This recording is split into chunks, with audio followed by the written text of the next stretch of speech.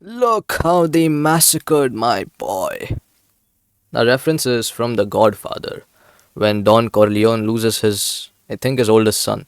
Wait, was Fredo his oldest? Well, the son that was Super Sigma. He loses him because the villain people killed him in his car with a lot of bullets. They just shot him down like hella. Let's talk about betrayal. You will experience betrayal in your life. Of course, everyone does. Well, maybe not everyone. Maybe there are lucky people who all get the loyal people because they might genuinely be loyal people. Because you attract what you are, and if you exist, people like you exist. I've been saying this a lot, but essentially, betrayal doesn't come from an enemy. Woo! But the thing is, when someone betrays someone, they don't see it as betrayal. Right? The two reasons we do anything is because one, it's the right thing to do. Two, it's the thing that feels good to do. And this, the first one, the thing that is right to do, most people don't do anything because of this reason. It's mostly this little slumpy middle finger over here. I don't even know what the word slumpy means. But the thing is, I love saying the thing is because it sounds like, but the thing is, it's like all of a sudden, for a moment, initially, or yeah.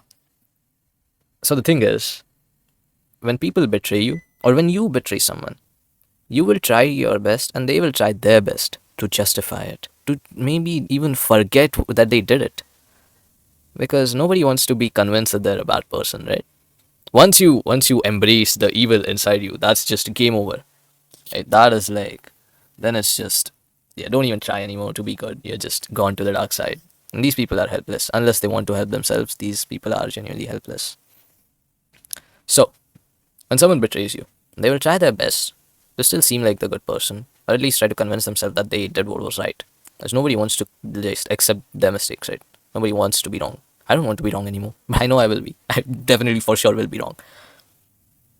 But essentially, to not seem wrong, they will try to justify it. Right? They will try to be like, oh, it was just a one time thing, that type of stuff. And it won't necessarily be cheating, even if, like, let's say you've been having issues with your relationship and your partner goes to talk about your issues to anyone else except for like a licensed therapist or like a chatbot. Because when people, chatbots are worse. No, they aren't. You think I would change my mind on that? No, chatbots are way better than therapy, but they're still dog shit. But and the thing is, when people go to their friend, when they bring other people into your relationship by talking to your relationship about, talking about your relationship to them, what they're essentially doing is bringing a whole bunch of other perspectives, unrelated perspectives, into yours. And they'll take advice from these people about what to do within your relationship. And of course, if she has a boy best friend or some dumb ass shit like that, or if even if she has like a girl best friend, and they'll see all these problems, right?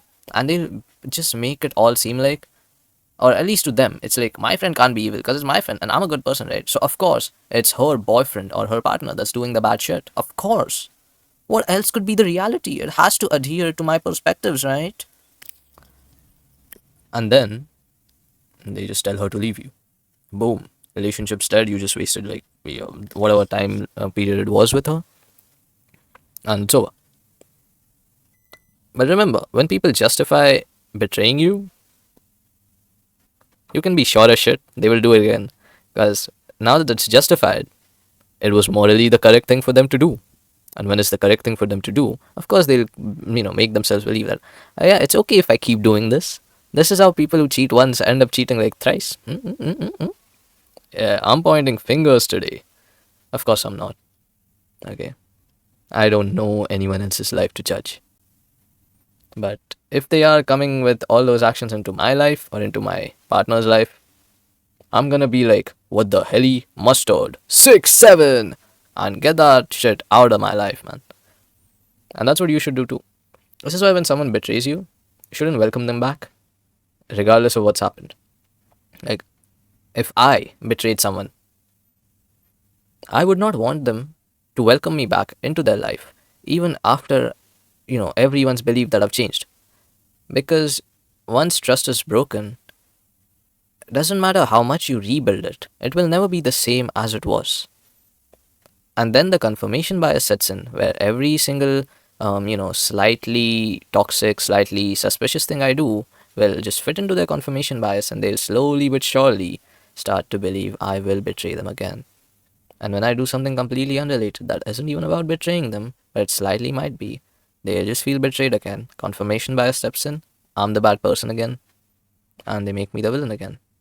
This is why I would not want anyone, if I betrayed them, to welcome me back into their life, because it will create a bad image for me. It has the potential to create a bad image for me in their eyes and potentially other people who are linked to them.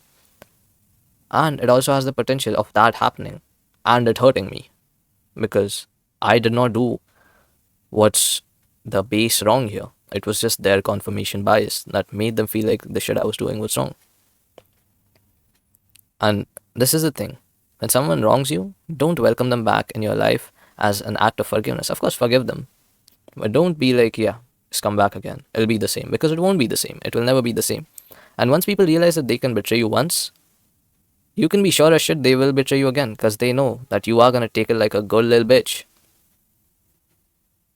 And once that happens, you slowly see. I don't want you to get used to betrayal. Because once you do that, then it's just like you will settle for way less than what you actually could have deserved if you just focused on what was in front of you rather than just keeping what's behind you still with you.